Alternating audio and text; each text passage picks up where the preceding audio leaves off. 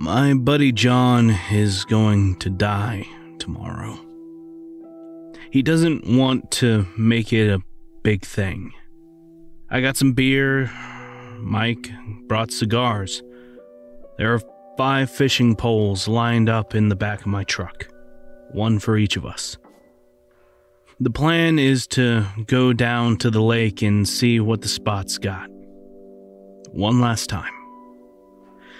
This little story you're writing, he coughs, about tonight.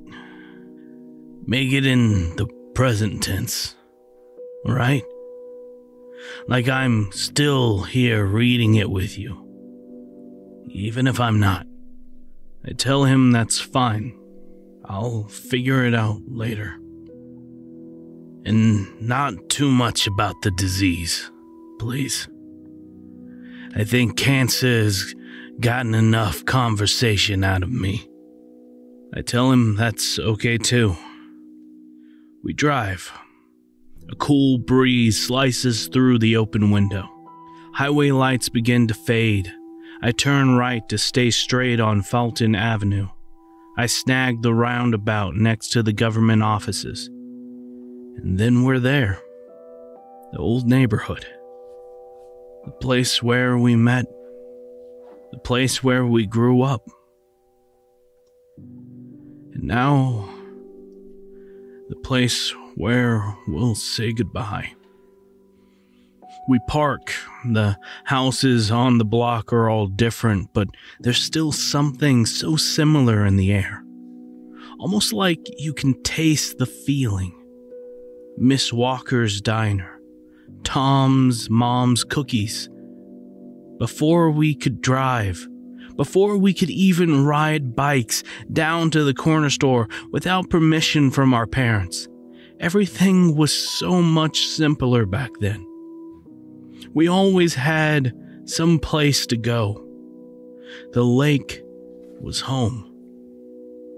Do you remember the bench? John asks. The big one? I do. Somebody left it at the curb, busted half to shit. You dragged that hunk of marble 2 miles just so we could sit in front of the water and fish. Could have helped. We made it, didn't we? We did. And look at us now, 30 years later. Still friends. We get out. The streetlights are all dimmed. Darkness paints shadows over abandoned toys in once familiar front yards. John corrals the tackle. I grab the drinks. My dad used to say beer should be heavy on the way in and light on the way out. He passed away some years back. I yearn for the past so damn bad, and at the same time, understand that it's truly gone. When are the boys coming? John asks. They should be here already. All of them? Yes. All right. You all right? No. We walk. The path to the lake takes us out of the neighborhood and down into the valley. We march over a set of railroad tracks. On the other side is a steep rock hill. John huffs and puffs, but takes the hurdle like a champ. We land on a soft embankment that leads right up to the lake. We smack the dust off our jeans. We look up. The guys are waiting for us. Hey. Mike rushes forward first. The big brute wraps our small friend in a bear hug. He's crying. He pulls back in embarrassment before grabbing a fishing pole. I'm honored to be here for you. Danny is next. He leans forward and whispers something meaningful in John's ear. The two of them share a silent stare. Dan backs off and disappears down the path. Thank you. Jeff is last. He looks around the group. He pauses. He sighs. I don't understand why you're not in the hospital. Dude, I'm just saying. You look fine to me. Do you have the best doctors? Are you sure this thing is fatal? How are you even walking right now? You can't just give up and croak. Modern medicine is incredible. Who's gonna pull your plug anyway? John nods through it all. He takes a deep breath. He waits for him to finish. Then he responds, I get it. You think I'm crazy. But the truth is that this is the end of my life. The doctor knows it. The specialist knows it. The specialist fucking attorneys know it. I know it. I could probably spend a few more weeks hooked up to machines, but he hesitates. What's the point, man? Really? If I'm gonna die, then I want it to happen like I lived. With my friends, with my brothers, you guys. You don't understand. After my parents' accident, after my uncle moved away, you were all that I had left. You were my family. I slept on your couches. I ate your meals. We ran around the paths behind the lake for hours. I mean, fuck blood. Our blood is here. In the ground where we spilled it, on chicken wire and hooks and pike teeth. He smiles. And, that's the other thing. We're not going fishing. The guys are all surprised. I'm sorry. I lied to you. I need your help. One last time. A gentle rain peeks in between the trees. There's a legend about these woods, one that you might not have heard. A few hundred years ago, a soldier caught infection from a wound. His unit was ambushed, and the remnants retreated down a trail into the valley. This valley. They were half slaughtered and left for dead. So the enemy moved along. There were other battles to be fought against living men. These guys, they knew they were fucked, you see. They didn't exactly have backup, and each of them just took serious wounds in battle. So they were basically just waiting to die. One night, near the end, the devil comes across the group. He sees 5 murderers, pillagers, gears of the war machine, clinging for life. He fixes to have himself a feast. The doors of the underworld open up. All of Satan's minions pour out. The hounds get ready to eat. But the soldier is smart. He offers up a trade. He tells the devil, these are pure men. They killed for mercy and for country, but none have committed a crime in the eyes of God for which they hadn't repented. Hell could have none of them. Or it could have one, moved by the man's bravery and tempted by its taste. Satan agrees to the deal. One soul in exchange for the health and wealth of the remaining 4 friends. A clock is set for midnight. The group prepares their goodbyes. At which point, a plan takes shape. You see, the soldier knows a secret or two about these woods. A story older than angels and demons alike. The water here is sacred. The trees themselves are blessed. John produces a knife. He enters into a different sort of pact. John cuts his wrist. "What the fuck, man?" Mike whimpers. "I didn't sign up for some witchcraft." John smiles and slams his hand against the tree. The sap turns thick and red. The sight of it dripping down the bark makes my stomach turn. He signs his spirit over to the lake. That way there's nothing left for Satan to take. He gives his body to the leaves. That way there's nothing for the demons to eat. He gives his blood to the trees. John carves something underneath. That way it remains there forever. We all stare at him. The soldier tells his friends to prepare a boat. Danny appears out of the distance. He drags something through the reeds. They are so weak at this point. It takes all the strength they have left to lift this thing over the lake bed. The soldier gets inside. They hand him his rifle. He tells the group to save their farewells. For this is not the end, just a new beginning. The clock strikes midnight.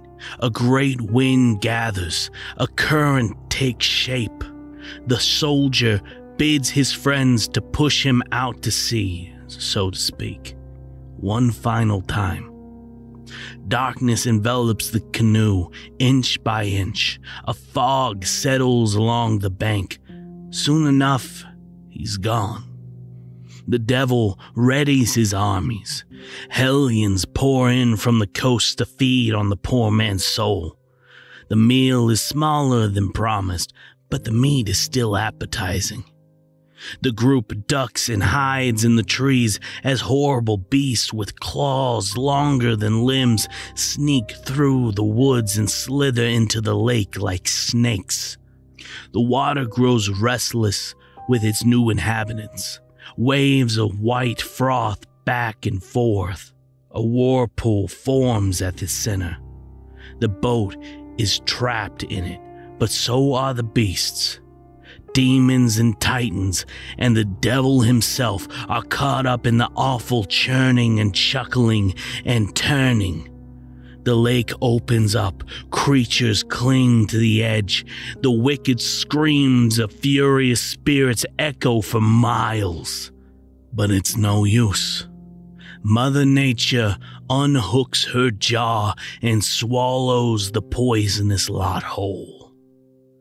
John smiles.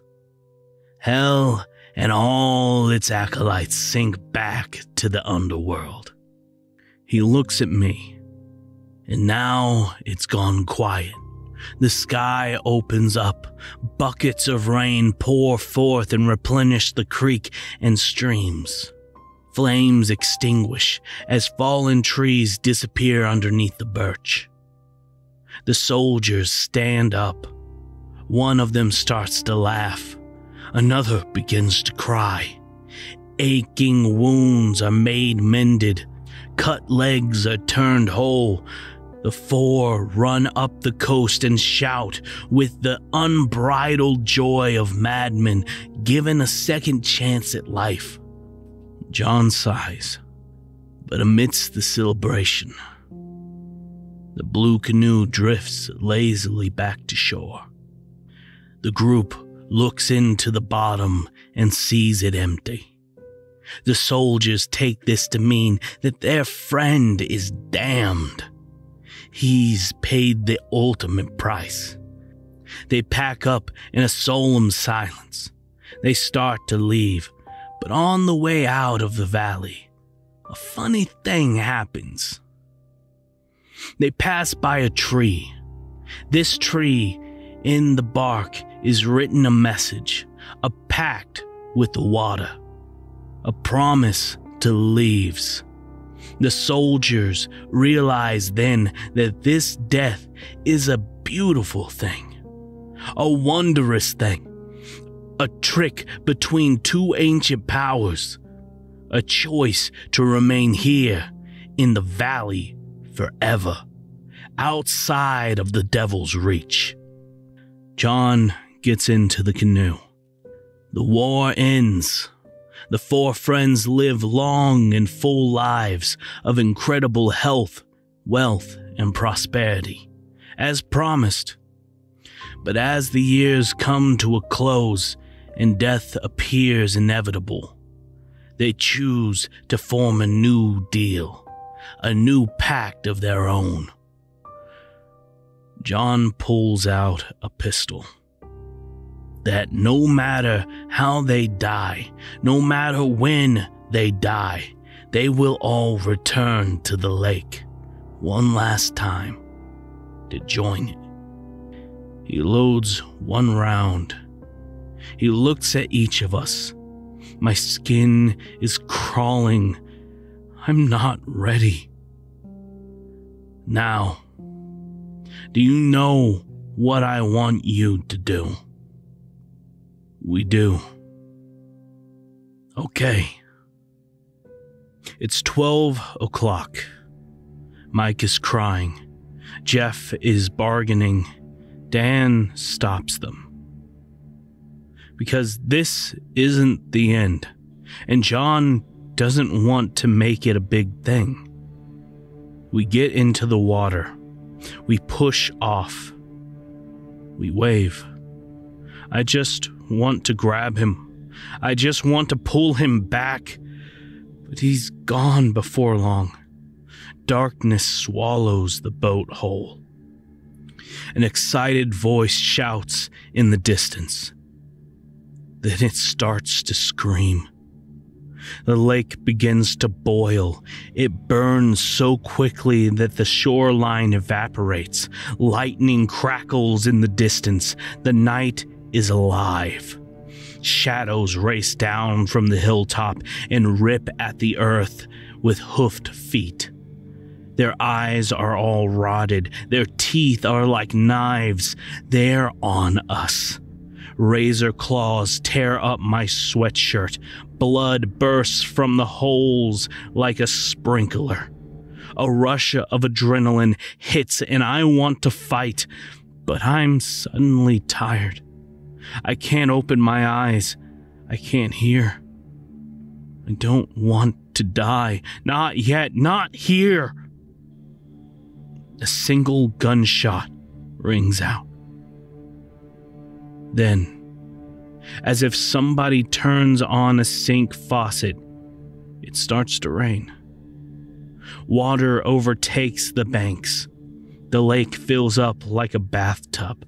The boat drifts back to shore. Jeff gets up to check. The rest of us don't need to see. We know. It's empty. On the way out of the valley, we pass by a tree. Our tree. Carved into the wood are 5 names. Below them is a fresh one. The writing is much easier to read. John was here. The contract is sealed now. Our bond is formed in blood. His journey is finished. Ours has just begun. Because one day, at the end of it all, each of us will row into hell alone. I pray the lake buries me and brings me back home.